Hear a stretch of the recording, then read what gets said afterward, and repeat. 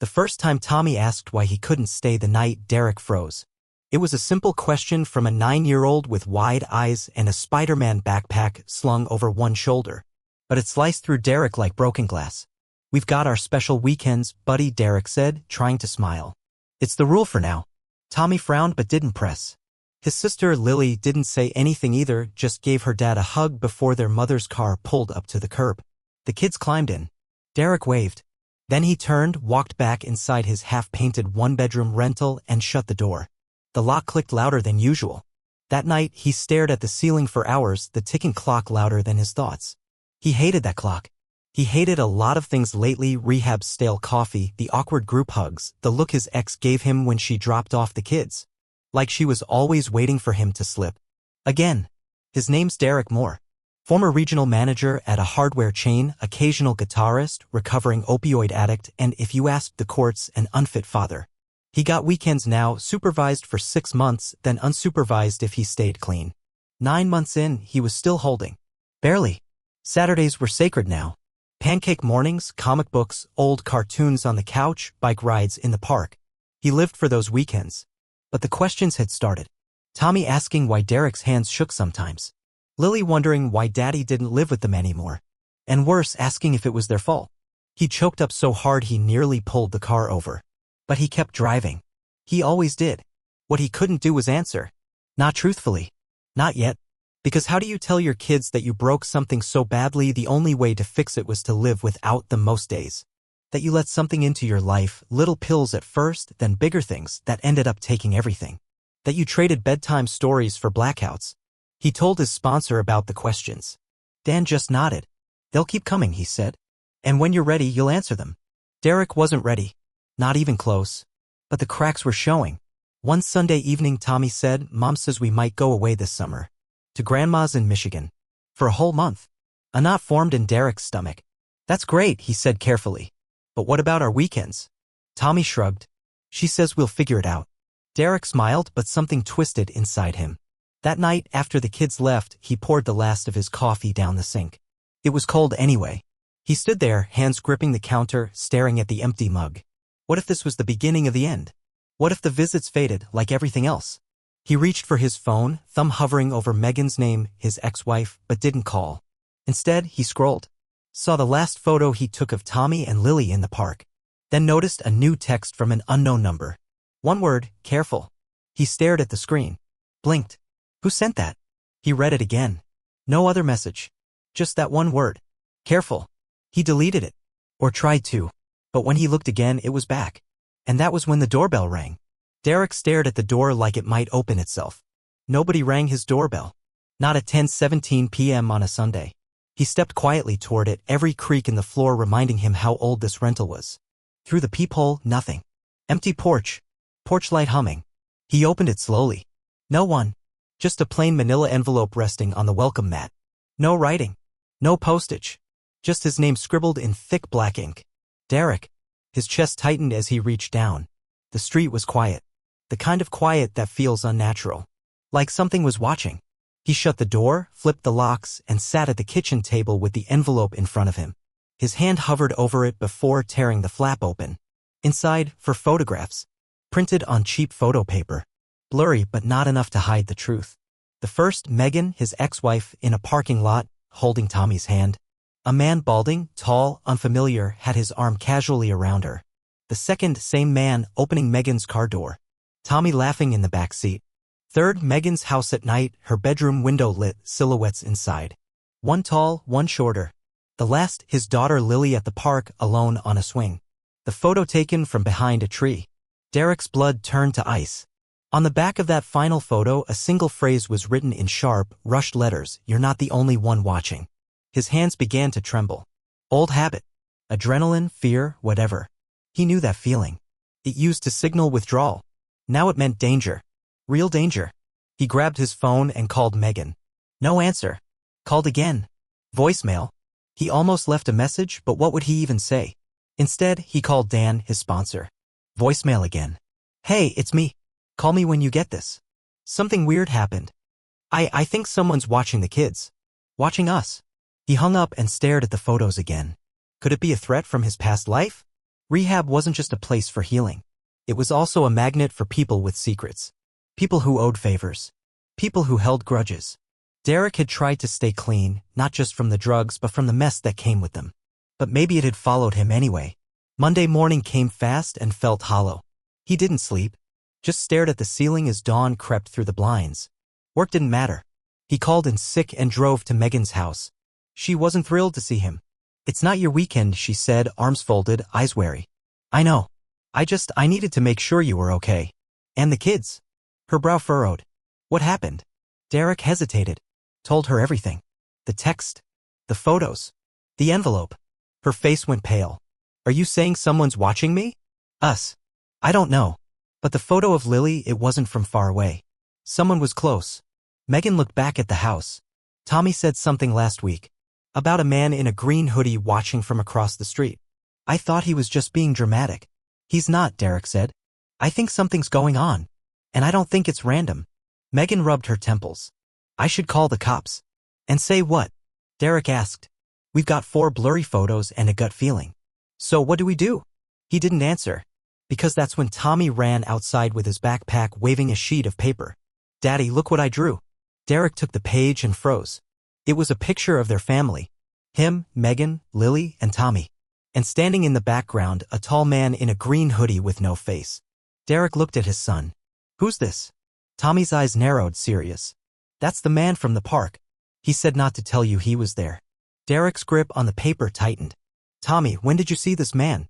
Tommy looked down at his shoes, then up again. "Last Sunday. When we were playing catch. He was by the big tree near the bench. He just stood there. He didn't say anything until you went to the bathroom. Then he came closer." Megan looked horrified. "Why didn't you say anything, honey?" "He said if I told, he'd go away forever and I'd never see Daddy again." Derek dropped to his knees, gripping Tommy's shoulders gently. "Buddy, you did nothing wrong. Nothing. You should always tell us when something feels weird, okay?" Tommy nodded, but tears started forming. Derek hugged him, eyes meeting Megan's over his shoulder. There was fear in her expression. A kind of fear Derek hadn't seen on her face since the night he overdosed 3 years ago on their kitchen floor. After calming Tommy down and sending him back inside to watch cartoons with Lily, Derek pulled Megan aside. "We have to do something. This isn't just about me anymore." Megan exhaled, voice low. "There's something I didn't tell you." Derek tilted his head. "What?" She glanced around, then back at him. 2 weeks ago, someone broke into my car. Nothing was stolen, but the glove box was open and there was a note inside. No signature. Just said, he doesn't deserve them. Derek's heart thumped so hard it hurt. "Why didn't you tell me?" "Because I thought it was a prank. Or some weird divorce fallout. I didn't think it was connected to this." Derek was silent, but his mind was racing. "This isn't a prank, Megan. Someone's watching. Someone knows things about us. Maybe about me. About my past." Megan crossed her arms. "You think this is connected to your addiction?" Derek flinched. "I don't know. But I do know I need to protect them. Even if you don't trust me yet." "I do," she said, surprising him. "More than I used to. But I have to protect them too. We'll figure this out together." Derek looked up, relief washing over him until he saw the green hoodie. Across the street. Half hidden behind a hedge. It was only for a second. By the time he blinked, the man was gone. Derek ran across the street, searching behind the hedge, scanning up and down the sidewalk. Nothing. Nobody. No sign of him. Just the faint smell of cigarette smoke in the air. Back at Megan's, Derek made a decision. "I'm staying," he told her. "I'll sleep on the couch, I don't care. But I need to be close. If this person's trying to mess with us, they already know where we live. Where you sleep. It's better I'm here." She didn't like it, he could tell. But she nodded. That night, Derek lay awake on the couch, staring at the ceiling, every creak of the house like a firecracker in his brain. Around 2:40 a.m. he heard a noise. Not loud. Not glass breaking loud. Just a click. A small, deliberate click. Like a lock being turned. He sat up, heart racing. The hallway was dark. The kids' room down the hall. Megan asleep upstairs. Then another sound. A soft creak like a door opening. Slowly he stood. Took a step. Then another. The hallway was pitch black, but his ears were sharp now. He heard it. Breathing. Steady, slow breathing. But it wasn't his. And it wasn't coming from his room. It was coming from the kids' room. Derek lunged toward the door and threw it open. And what he saw made his blood run cold. Lily sat up in bed, eyes wide and alert. "Daddy?" she whispered. The room was dimly lit by a small night light in the corner. Tommy was still asleep, snoring softly, but Lily wasn't looking at Derek. She was staring past him. Derek turned fast. The closet door was cracked open, just slightly.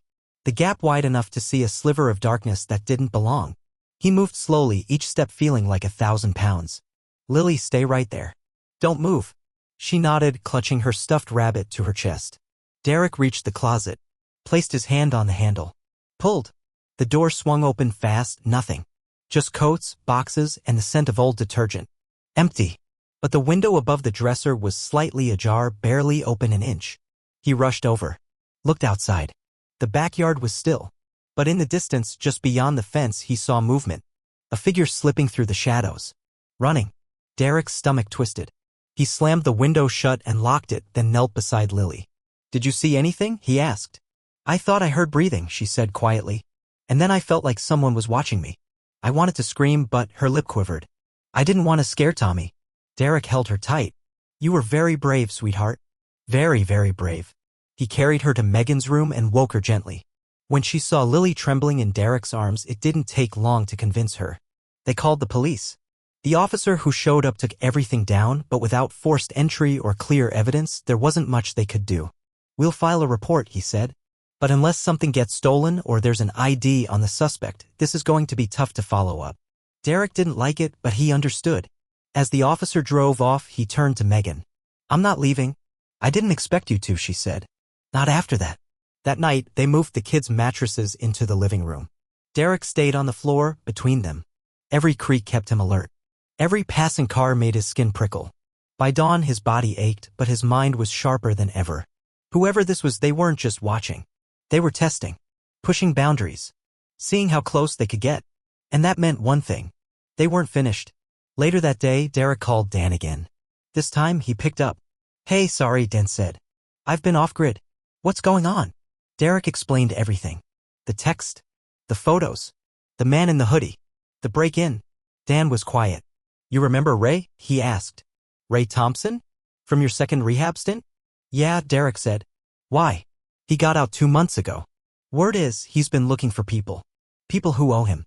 Derek's throat went dry. I don't owe him anything. No, Dan said. But he thinks you do. He told me something before I left the program. Said you snitched. That the only reason you got into that halfway house ahead of him was because you traded someone's name. That's a lie, Derek said, but his voice cracked. I didn't, I know. I believe you. But Ray doesn't. Derek closed his eyes. You think it's him? If it's not, it's someone like him. Someone who thinks you've got something they want. Or someone who wants to punish you. Derek ran his hand through his hair. He never even knew where I lived. Doesn't mean he didn't find out. People like Ray, they wait. They dig. And then they make it personal. Derek looked out the window. His hands were shaking again. But this time it wasn't withdrawal. It was rage. If he comes back, he said, he won't leave the same way he came in. Derek, be smart, Dan warned. Protect your kids. But don't lose control again. You've worked too hard to get here. Derek hung up. Walked into the kitchen. Found the drawer where Megan kept the old tools. And from beneath the clutter, he pulled out a long, cold wrench. Just as he turned around, the front door creaked open. Megan had taken the kids upstairs for a nap just minutes ago. No one should have been walking in. Derek gripped the wrench tighter, every muscle in his body coiled. He stepped forward, slow and silent, peering around the corner that led to the front door. It stood open, barely rocking gently in the breeze. He'd locked it earlier. He knew he had. He moved closer. The living room was still. The couch where the kids had slept the night before sat undisturbed. No footsteps. No voices. Just that door, wide enough to let in trouble. With the wrench raised, Derek swung the door open and stepped outside. Nothing. No one on the porch. No movement across the street. But then on the welcome mat he saw it. Another envelope. Smaller this time. No name on it. Just a USB stick inside. His pulse thundered. He looked around. Heart thumping hard. Then stepped back into the house and locked the door. Bolt. Latch. Chain. He shoved a chair under the knob for good measure. In the kitchen, he opened his laptop, plugged in the drive and waited. One folder. No label. One video file. Play me. He clicked. The screen turned black for a few seconds, then flickered to life. Grainy footage. A view of the kids' bedroom, taken from outside the window. The angle showed Lily brushing her hair and Tommy jumping on the bed. Derek watched in stunned silence as the camera zoomed in slightly, focusing on Lily. The voice that came next sent chills down his spine. Such good little kids. Always laughing. So happy. They don't even know he ruined everything. But they will. Derek stopped the video, heart racing, bile rising in his throat. Someone had filmed his children, spoken about them, promised them knowledge they shouldn't have. He yanked the drive from the laptop and hurled it across the room. Megan ran downstairs, panic on her face. What happened? He told her. Showed her the envelope. She sat down, pale and shaking. Why us? Why now? Because someone wants to make me pay, Derek said, jaw tight. And they're using you to do it. Megan stared at the kitchen wall like she was seeing through it. We need to go to the police. We need protection. They'll just say it's more harassment. Nothing concrete. No face. No license plate. No name. Then what do we do? He didn't answer. He couldn't. That night, Derek didn't sleep. He stayed on the couch, wrench in hand, eyes on the door. When the kids woke crying from a nightmare, he didn't tell them it was just a dream, because sometimes the nightmare's real. In the morning, Megan came down with a decision. I want to take the kids to my sister's in Wisconsin. Just for a while. Derek's face fell. You want to run? I want to protect them. I'm not leaving forever. Just until we figure this out. Derek hated it. But deep down, he knew she was right. They weren't safe here. Not anymore.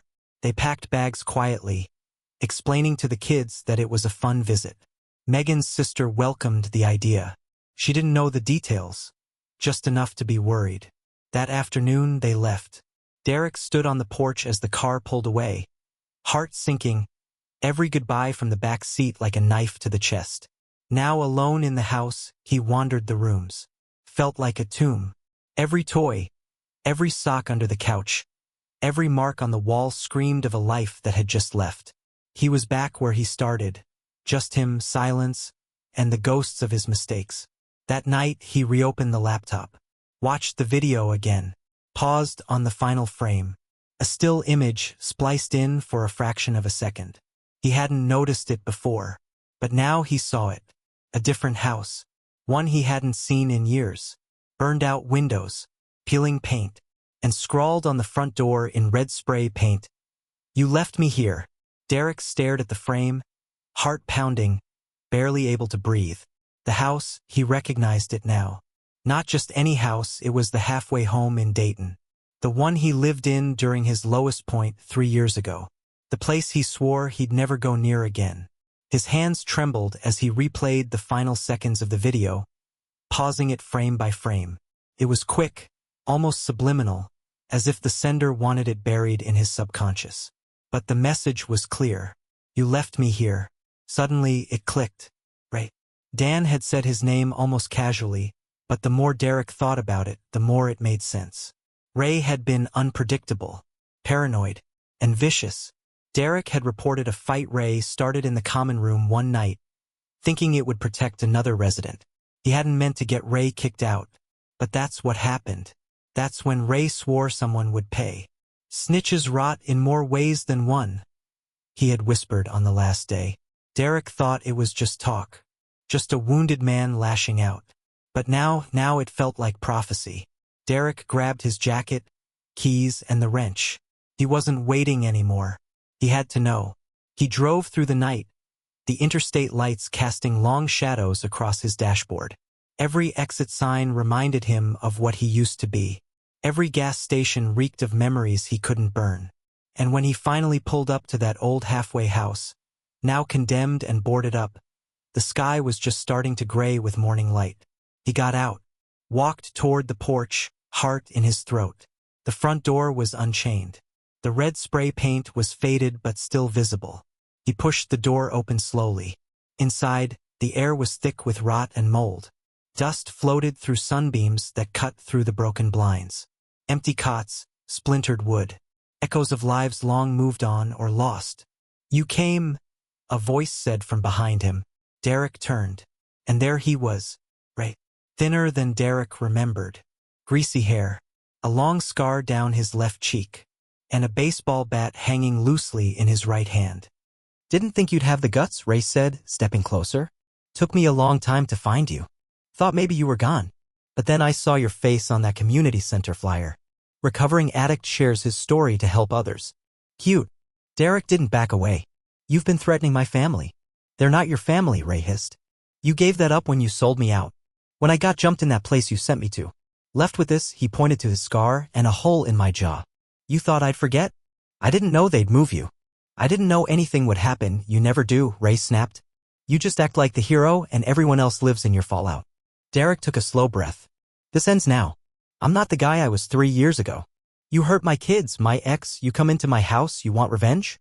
Take it out on me. But you don't get to break what I've spent every day trying to fix. Ray stared at him. The bat twitched in his hand. Then a small smile crept across his face. You think you're still clean? He asked. Think you're still the good guy? Derek blinked. What are you talking about? Ray reached into his pocket and pulled out a pill bottle. Oxycodone? It still had Derek's name on the label. Found these, Ray said. In your trash. Rehab boy had a relapse? Derek's mouth went dry. I threw them out. I never took them. That's not what matters now, is it? Ray stepped forward, holding out the bottle like a trophy. You're one mistake away from falling. And I'll be there when it happens. I'll be watching. Derek lunged. The wrench clanged against the bat. The two men crashed through the living room in a blur of fists, fury, and years of pain. Derek didn't remember the exact moment the fight ended. Just blood on his knuckles. Sirens in the distance. A neighbor must have seen the cars and called it in. When the police arrived, Derek was sitting on the porch, breathing hard, the bottle of pills still clutched in his hand. Ray was alive, but not going anywhere for a long time. In the hospital, under custody. Derek turned the bottle over. It was his. Prescribed over a year ago after a dental surgery. He thought he had tossed them all. But one bottle remained. Forgotten. A ghost in the cabinet. He handed them to the officer and stood. I'm done hiding. 2 weeks later, he met Megan and the kids at a rest stop just outside Milwaukee. Tommy ran to him first. Lily followed. Megan walked behind them, quiet, unsure. Derek knelt. Hugged them both. And when he stood, he looked her in the eye and said, There's more I need to tell you. Things I should have said a long time ago. She nodded slowly. Okay. Let's talk. And for the first time in years, Derek felt something unfamiliar. Peace. But as they drove away, he didn't notice the black car in the distance. Still. Watching. Waiting.